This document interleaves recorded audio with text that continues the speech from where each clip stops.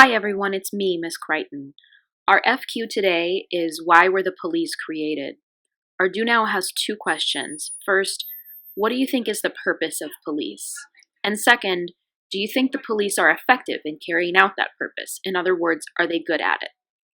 You should answer these questions in the Schoology discussion. Pause this video now so you have time to answer the Do Now.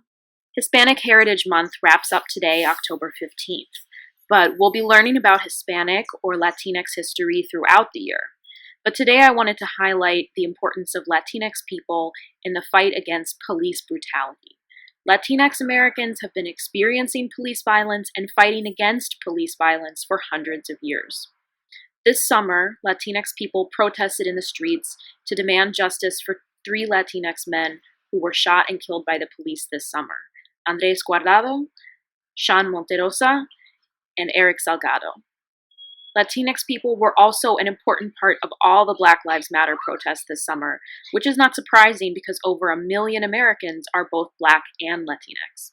Today we're going to talk about a part of Latinx American history that doesn't get enough attention, and it has to do with the history of policing. Before we had the modern police, we had 3 groups that were like the ancestors of modern police: the slave patrols in the South, which we'll talk more about on Monday, police forces in northern cities, and the Texas Rangers.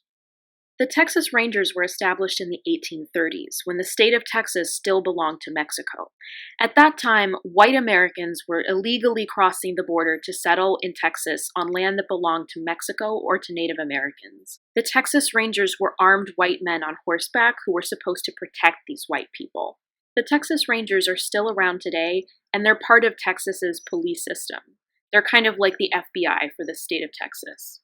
Pop culture loves to celebrate the Texas Rangers as heroes, and there have been 2 really popular TV shows about them. But these TV shows don't show the real history. Historian Monica Munoz Martinez recently wrote a book exposing the real truth about the Texas Rangers. One of the people she interviewed for this book was Arlinda Valencia, who found out that her great-grandfather, who was a Mexican-American farmer, was murdered by the Texas Rangers. My great-grandfather, Longino Flores, he was a farmer, and everybody there at the village were farmers, and they were good at it. And I, to this day, believe that that's probably one of the reasons that the ranchers wanted them gone. They did not want to see them succeed, and they were succeeding.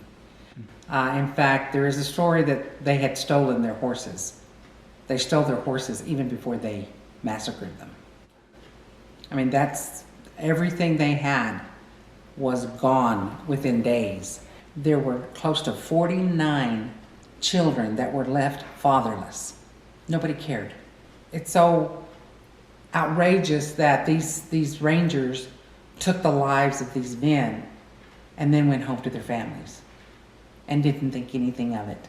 In today's assignment, you'll learn more about the Texas Rangers and how Tejanos, or Mexicans living in Texas, fought back against them. Thanks for watching. I'll see you tomorrow.